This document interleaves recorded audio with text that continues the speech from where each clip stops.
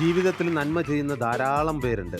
പക്ഷേ ജീവിതം തന്നെ നന്മയ്ക്ക് വേണ്ടി ഒഴിഞ്ഞു വെച്ച ഒരു വ്യക്തിത്വമാണ് ഈ നിൽക്കുന്നത്. ഇതുവരെ എത്ര പേരെ ജീവിതത്തിലേക്ക് തിരിച്ചു കൊണ്ടുവരാൻ സാധിക്കും? അങ്ങനെ കൃത്യമായിട്ട് എണ്ണവും കാര്യങ്ങളൊന്നുമില്ല. ദിവസവും ഇങ്ങനെ 1-2 കേസുകൾ ഇങ്ങനെ എടുക്കും. ഇന്ന് തന്നെ ഈ പരിപാടി കഴിഞ്ഞിട്ട് വേണം എനിക്ക് അമൃത ഹോസ്പിറ്റലിൽ 2 കേസുണ്ട്. ഒരു ചെറിയ കുട്ടിയുടെ ലിവർ ട്രാൻസ്പ്ലാന്റേഷനും പിന്നെ വേറെ ഈ കുടൽ മാറ്റി വെക്കേണ്ട ഒരു കേസും. ഇത് കഴിഞ്ഞിട്ട് വേണം കേട്ടോ. അങ്ങനെ എണ്ണമൊന്നുമില്ല, നമ്മളിങ്ങനെ ഓടിക്കൊണ്ടിരിക്കും. ചാരിറ്റി പ്രവർത്തനം ചെയ്യാനായിട്ടുള്ള ഇതിലേക്ക് വരാനുണ്ടായെന്ന സാഹചര്യം എന്താണ്? നമ്മൾ തുടക്കം ഈ തെരുവിൽ കഴിയുന്ന ആളുകൾക്ക് ഭക്ഷണ വിതരണമാണ് ചെയ്തുകൊണ്ടിരുന്നത്. രാത്രിയിൽ എനിക്കൊരു മൊബൈൽ ഷോപ്പാണ്. അപ്പോൾ വൈകുന്നേരം കട അടച്ചു കഴിയുമ്പോൾ അതിൽ കിട്ടുന്ന ബാക്കി സമയങ്ങൾ നമ്മൾ ഈ ഹോട്ടലുകളിൽ നിന്നൊക്കെ ബാക്കി വരുന്ന ഭക്ഷണം, ബാക്കി എന്ന് പറഞ്ഞാൽ വേസ്റ്റ് അല്ല, നമ്മൾ അവരോട് പറഞ്ഞ് തന്നെ വാങ്ങിക്കും. അങ്ങനെയുള്ള ഭക്ഷണം വാങ്ങിച്ച് പൊതി കെട്ടിയിട്ട് അതിങ്ങനെ റോഡ് സൈഡ് കിടക്കുന്ന ആളുകൾക്ക് ആലത്തൂരും പാലക്കാടൊക്കെ ആയിട്ട് അതുകൊണ്ട് വിതരണം ചെയ്യലായിരുന്നു. പിന്നെ അവിടെ നിന്ന് എന്താ പറയുക, നല്ല സപ്പോർട്ട് കിട്ടാൻ തുടങ്ങി. ജനങ്ങളുടെ നല്ല സപ്പോർട്ട് കിട്ടി തുടങ്ങിയപ്പോൾ നമ്മൾ കൂടുതൽ ആളുകളിലേക്ക് അങ്ങനെ ഇറങ്ങിച്ചെന്നെത്തിയതാണ്. ഇങ്ങനെ പുണ്യകർമ്മങ്ങൾ ചെയ്യാനായിട്ട് നിങ്ങളെ സഹായിക്കുന്നത് ആരൊക്കെയാണ്? ഈ പ്രവാസികളും അതുപോലെ തന്നെ എൻ്റെ ഫേസ്ബുക്കിനകത്തുള്ള എൻ്റെ സുഹൃത്തുക്കളൊക്കെ നല്ല രീതിയിൽ സഹായിക്കുന്നുണ്ട്. നല്ലൊരു പാട്ടുകാരനാണെന്ന് കേട്ടിട്ടുണ്ട്.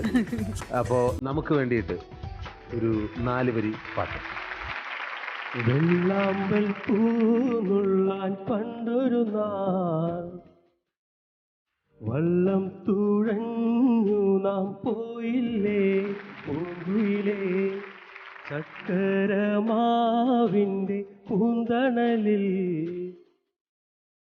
മൺകൂടിൽ നാം തീർത്തു കളിച്ചില്ലേ സുൽത്താനെ, കണ്ണൻ ചീരട്ടയിൽ നമ്മൾ തുമ്പപ്പൂ ചോറു പകുത്തു, കഥയറിയാ കാലം നമ്മിൽ മോഹത്തിൻ കോട്ടകൾ തീർത്തു.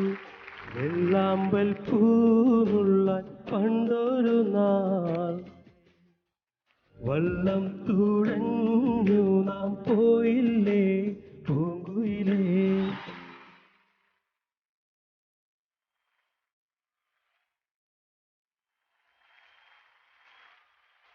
ഏജന്റ് അതിന് പേരെന്തോണം? ആണുങ്ങളാരെങ്കിലും ഉണ്ടോ? ആണുങ്ങളോട് മാത്രമേ സംസാരിക്കത്തുള്ളൂ, പെണ്ണുങ്ങളോടൊന്നും സംസാരിക്കത്തില്ല. ആണുങ്ങളുണ്ടെങ്കിൽ എനിക്ക് ഇവിടെ ആരും ഇല്ല, എന്റെ ഏട്ടൻ മാത്രമേ ഉള്ളൂ. അതാണല്ലേ? അതാണല്ലേ, അദ്ദേഹത്തിന് ഒന്ന് വിളിച്ചാലും മതി. ചേട്ടാ നിങ്ങളെ തിരക്കി വന്നാ അല്ല, ആണുങ്ങളെ തിരക്കി വന്നാ. അമ്മാരിവിടെ ഇല്ലെന്ന് പറ. നമസ്തേ ഏട്ടാ. ആരെയും വന്ന അന്നേരം ചാടിക്കളിച്ച് ഇങ്ങോട്ട് പോരുവാണ്. കയറി പൊടിയാത്ത്. എന്തിനായിട്ടാ? അവര് ഒരു പ്രശ്നമില്ലല്ലോ, നമ്മളിവിടെ വന്ന് പരിചയപ്പെട്ട് അങ്ങനെ നിൽക്കായിരുന്നല്ലോ. ഇവളെ ഇങ്ങനെ ഇവിടെ നിർത്താൻ പറ്റിയല്ല. അതന്നെ, ഇവിടെ വീട്ടിൽ ചെന്ന് ഇവിടെ ആരും ഇല്ലെന്ന് ഞാൻ ചോദിച്ചതിന്റെ ഫലമാണ് ഇവൾ ഇവിടെ നിൽക്കുന്നത്. കയറി പൊടിയാത്ത്. പിന്നെ നിങ്ങൾ പറഞ്ഞാലങ്ങ് പോകാൻ പോയില്ലയോ? എന്താ അവിടെ നിൽക്കും? അനുസരണയുള്ളവളാണ്. എന്നെ വന്ന ആരാണ് മനസ്സിലായില്ല? മറ്റേ കാതികര് 2 മനസ്സിലായി. അത് കാണുമ്പോ അറിയാമല്ലോ. അതെ, ഇത് പ്രാക്ടീസ് ചെയ്യുന്ന സ്ഥലമാണോ? 2 മക്കളെ, ഇരട്ടന്മാരാണ് അവര്. 2 മക്കളാ. 2 മക്കള് കാതികര്. അതെ, എന്റെ ക്ഷേത്രത്തിൽ ബുക്ക് ചെയ്തിരുന്നു പാങ്ങോട്. അതിൽ ഒന്നേ എന്റെ ഉള്ളൂ. ഒന്ന് എവിടെയാ? ആണോ? ഇവിടെ ആദ്യത്തെ കെട്ടിലുള്ള ചെറുക്കനാണ് ഒന്ന്. അങ്ങനെ ആ കൊച്ചിനെ ഉൾപ്പെടെ ഞാൻ എടുക്കുമായിരുന്നു. അത് ശരി. എന്റെ രണ്ടാമത്തെ കഥ ഇവിടെ. എന്റെ ഭർത്താവ് മരിച്ചു പോയായിരുന്നു. അതെങ്ങനെയാ മരിച്ചതെന്ന് അറിയോ? പണ്ടാരം അടങ്ങും.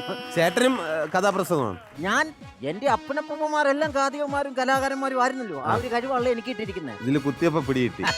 ഞാൻ അങ്ങനെ ഇങ്ങനെ കുത്താറില്ല, പക്ഷെ കുത്തിയത്. ഈ മഴ സമയത്ത് തവള പിടിക്കാൻ പോകുന്ന ഒരു പരിപാടി ഇവിടെ കെട്ടിയുണ്ടായിരുന്നു. അങ്ങനെ തവള പിടിക്കാൻ പോയപ്പം ഒരു ഭയങ്കര പച്ചത്തവളയെ കിട്ടി. അതിനെ പിടിച്ച് കടിച്ചു പിടിച്ചു അടുത്ത തവളയെ കയറി പിടിച്ചതാ. ഈ തവള അകത്തോട്ട് ഇറങ്ങി. അങ്ങനെ ശ്വാസം മുട്ടി മരിക്കായിരുന്നു. ഈ വയറ്റിലെ വെള്ളം കണ്ട് തവളെ അങ്ങോട്ട് പോകാനായിട്ട് കുതിച്ചു. ഇയാളാണ് അത് പുറത്തേക്ക് കാണാനായിട്ട്. അങ്ങനെ ബ്ലോക്കിൽ പെട്ട്, വയറ്റിലെല്ലാം ബ്ലോക്ക് പോലെ ബ്ലോക്കിൽ പെട്ട് അവിടെ ഇന്ന് കുടുങ്ങി ചത്തുപോയായിരുന്നു. അല്ല, ഞാൻ വന്നത് ആ 2 കാതികരുടെയും പ്രോഗ്രാം ഞങ്ങളുടെ പാങ്ങോട് ക്ഷേത്രത്തിൽ ബുക്ക് ചെയ്തിരുന്നു. അപ്പൊ ഇന്നലെയായിരുന്നു പ്രോഗ്രാം. കമ്മിറ്റി അല്ല, ഞാൻ ഏജന്റാ. പ്രോഗ്രാം ബുക്ക് ചെയ്ത് കൊടുത്തു. അപ്പോൾ ഇന്നലെ പ്രോഗ്രാം പക്ഷെ നടന്നില്ല. നടന്നില്ല. അവര് കളിക്കാനായിട്ട് നിന്നില്ല, കാശും മേടിച്ചില്ല. അപ്പോൾ ഞങ്ങളുടെ ഒക്കെ ഒരു ആചാരമുണ്ട്, നമ്മൾ ബുക്ക് ചെയ്ത് കഴിഞ്ഞാൽ കറക്റ്റായിട്ട് പരിപാടി നടത്തിയാലും നടത്തിയില്ലെങ്കിലും ക്യാഷ് കൊടുക്കും. അത് നമ്മുടെ ഒരു പാരമ്പര്യമാണ്.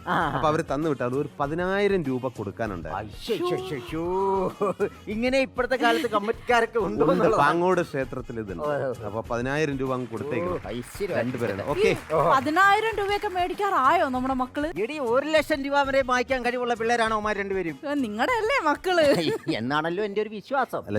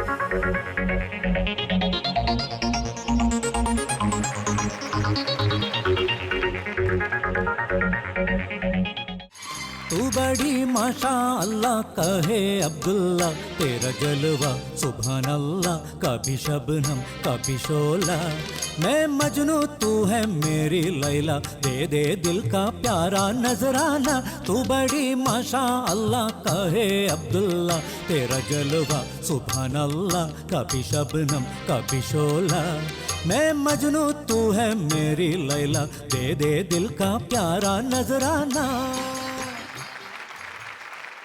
അടുത്ത് അഫ്സലിന്റെ പാട്ട്.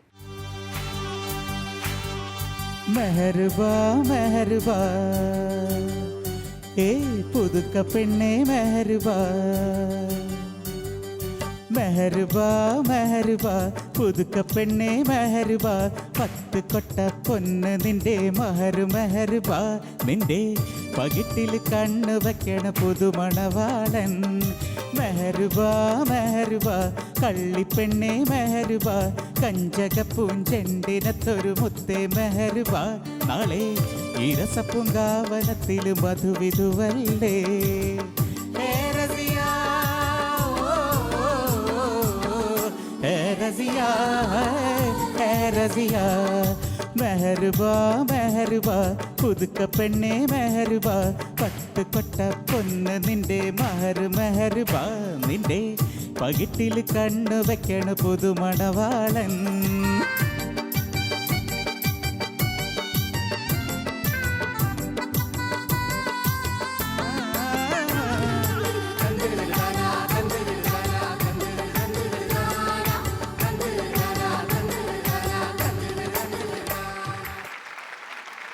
ഇപ്പൊ ഷരീഫക്ക ഗൾഫിലുള്ള സ്റ്റേജുകളിലൊക്കെ ചെല്ലുമ്പോൾ ഏറ്റവും കൂടുതൽ റിക്വസ്റ്റ് കിട്ടുന്ന അല്ലെങ്കിൽ ഫ്രീക്വന്റ് ആയിട്ട് എല്ലാവരും ചോദിക്കുന്ന ഒരു പാട്ട് ഏതാ? എനിക്ക് തോന്നുന്നു ഏറ്റവും കൂടുതൽ എന്നോട് പാടാൻ പറയുന്നത് ഒരു കത്ത് പാട്ടുണ്ട്, അബുദാബിയിലുള്ള ഒരു എഴുത്തുപെട്ടി.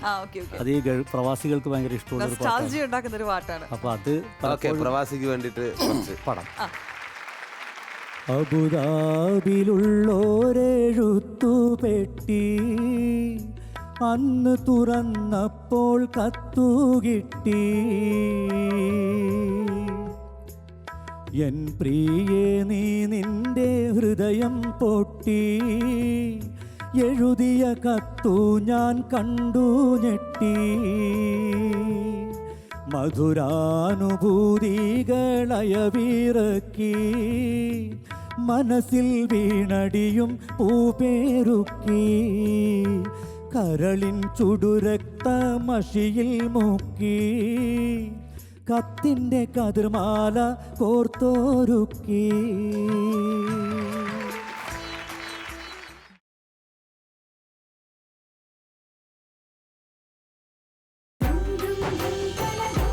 അമ്മ മതിലിയാടിയ മോള് വേലി ചാടും.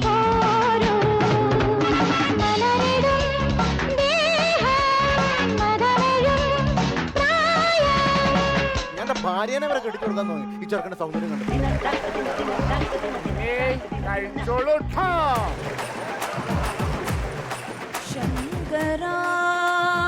ഏത് കീർത്തനം പാടിയാലും തൃശ്ശൂർ സ്ലാങ്ങിലെ ട്രോളന്മാർക്കൊരു സന്തോഷ വാർത്ത. ദശമൂലം ദാമുവായിട്ട് ഞാൻ അടുത്ത വർഷം വരാനായിട്ടൊരു ഐഡിയ ആരും അറിയില്ല മല്ലയ്യ.